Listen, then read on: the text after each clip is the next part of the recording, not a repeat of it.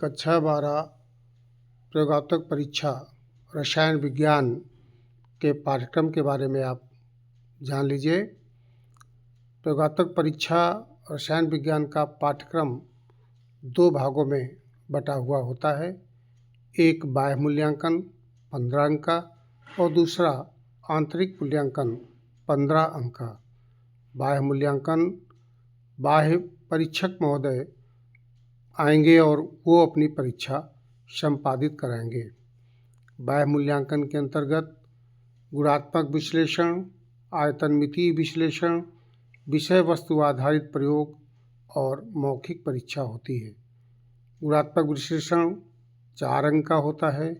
आयतनमितीय विश्लेषण जो सरल अनुमापन के अंतर्गत होता है वह भी 4 अंक का है और एक प्रैक्टिकल विषय वस्तु आधारित होता है जो 3 अंक का होता है।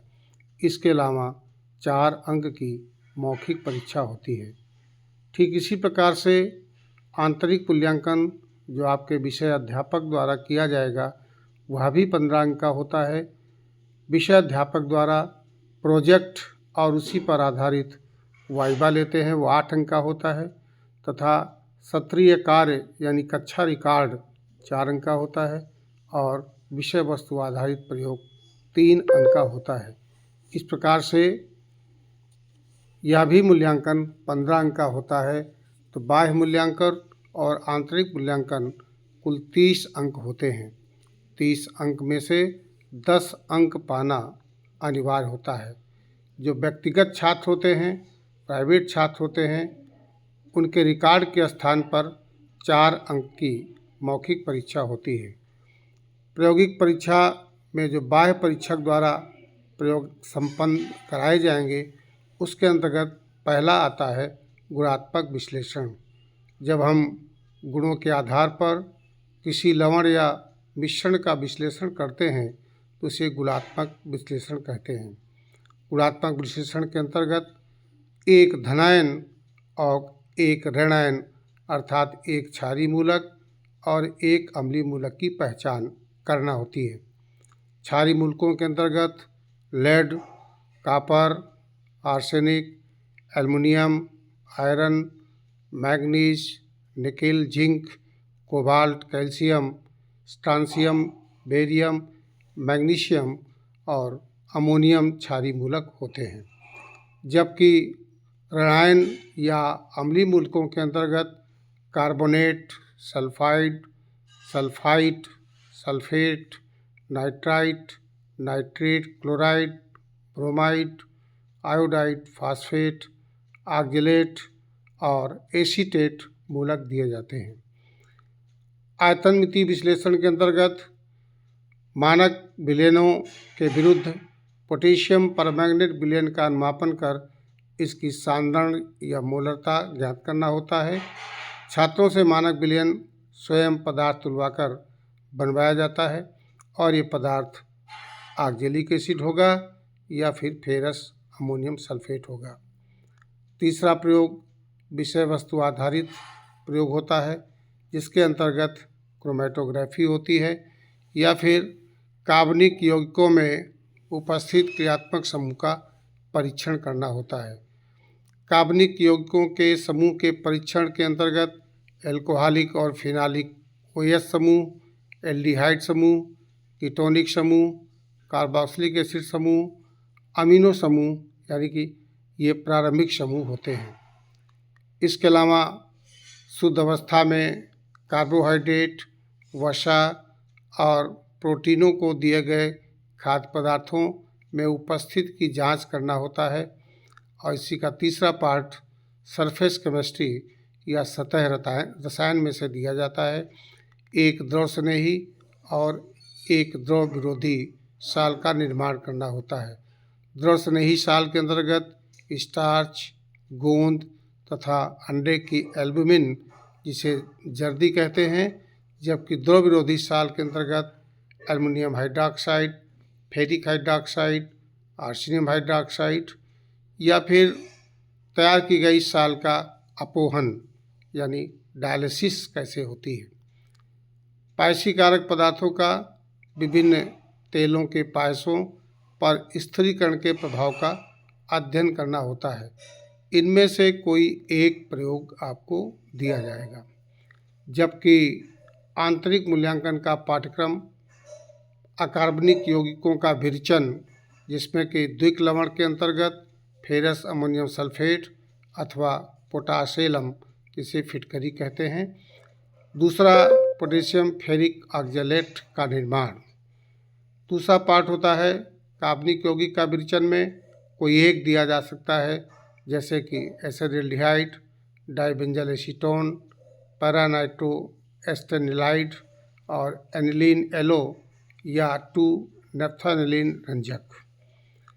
रासायनिक बलगतिकी के अंतर्गत सोडियम थायोसल्फेट तथा हाइड्रोक्लोरिक अम्ल के साथ अपक्रिया दर पर ताप और सांद्रण के प्रभाव का अध्ययन करना, और कोई एक अपक्रिया की क्रिया दर का अध्ययन, जैसे कि आयोडाइड आयनों वाले विभिन्न सांद्रण के विलयनों पर सामान्य तापक्रम पर हाइड्रोजन परऑक्साइड की क्रिया का अध्ययन करना, अथवा स्टार्च विलयन सूचक का प्रयोग करते हुए सोडियम सल्फाइड तथा पोटेशियम आयोडेट के मध्य क्रिया का अध्ययन करना। इसके अलावा थर्मोकेमिस्ट्री या ऊष्मा रसायन के अंतर्गत कोई एक प्रयोग दिया जा सकता है पोटेशियम नाइट्रेट अथवा कॉपर सल्फेट की विलेयता एंथैल्पी ज्ञात करना। दूसरा प्रबल अम्ल HCl तथा प्रबल क्षार NaOH की उदासीनीकरण एंथैल्पी ज्ञात करना। तीसरा एसीटोन तथा क्लोरोफॉर्म के बीच हाइड्रोजन बंध निर्माण में एंथैल्पी परिवर्तन का निर्धारण करना। या फिर वैद्युत रसायन के अंतर्गत जिंक आयन, कॉपर आयन या कॉपर में कॉपर सल्फेट या जिंक सल्फेट के विद्युत अपघट्य की समानता पर सांद्रण में परिवर्तन के साथ सेल के विभव में बदलाव का अध्ययन करना। प्रोजेक्ट जो आंतरिक मूल्यांकन के अंतर्गत है, कई प्रकार के प्रोजेक्ट ऑप्शन में होते हैं। उनमें से कोई एक प्रोजेक्ट आप बना सकते हैं, जैसे कि पहला है अमरूद फल में पकने की विभिन्न स्तरों पर ऑक्जेलेट आयनों की उपस्थिति का अध्ययन करना। दूध के विभिन्न प्रतिदर्शों में केसीन की मात्रा का पता लगाना। तीसरा दही निर्माण तथा इस पर तापक्रम के प्रभाव के संदर्भ में सोयाबीन दूध और प्राकृतिक दूध की तुलना करना। और चौथा विभिन्न दशाओं में खाद्य पदार्थ परीक्षण के रूप में पोटेशियम बाइसल्फेट के प्रभाव का अध्ययन, जिसमें कि तापक्रम, सांद्रण और समय आदि दशाओं के प्रभाव का अध्ययन शामिल है। सलाइवा में लार में एमाइलेज के स्टार्च पाचन में ताप का प्रभाव तथा पीएच के प्रभाव के संदर्भ में अध्ययन कर सकते हैं। गेहूं आटा, चना आटा, आलू रस, गाजर रस आदि पदार्थों पर किण्वन दर का तुलनात्मक अध्ययन कर सकते हैं। सौंफ, अजवाइन, इलायची में उपस्थित तेलों का निष्कर्षण पर आप प्रोजेक्ट बना सकते हैं। वसा, तेल, मक्खन, शक्कर, हल्दी, मिर्च आदि पदार्थों में सामान्य खाद्य मिलावट वाले पदार्थों का अध्ययन कर सकते हैं। इस प्रकार से कक्षा 12 रसायन विज्ञान की प्रयोगात्मक परीक्षा में जो बाह्य मूल्यांकन, गुणात्मक विश्लेषण, आयतन मिति विश्लेषण, विषय वस्तु आधारित प्रयोग और मौखिक परीक्षा है, जबकि आंतरिक मूल्यांकन के अंतर्गत प्रोजेक्ट एवं मौखिकी, फिर सत्रीय कार्य यानी कक्षा रिकॉर्ड और विषय वस्तु आधारित प्रयोग। इस प्रकार से कक्षा 12 रसायन विज्ञान का प्रयोगात्मक परीक्षा का पाठ्यक्रम होता है। जनरली गुणात्मक विश्लेषण, जिसमें एक सरल लवण दिया जाएगा, एक अम्लीय और एक क्षारीय मूलक की पहचान करनी होती है, और दूसरा आयतात्मक विश्लेषण के अंतर्गत एक अनुमापन दिया जाएगा और एक विषय वस्तु आधारित प्रयोग आपको बाह्य एग्जामिनर जो आएंगे वो कापी लेकर जाएंगे। उस कापी पे मूल्यांकन करने के लिए ये 3 प्रयोग बाह्य मूल्यांकन पर आधारित होते हैं।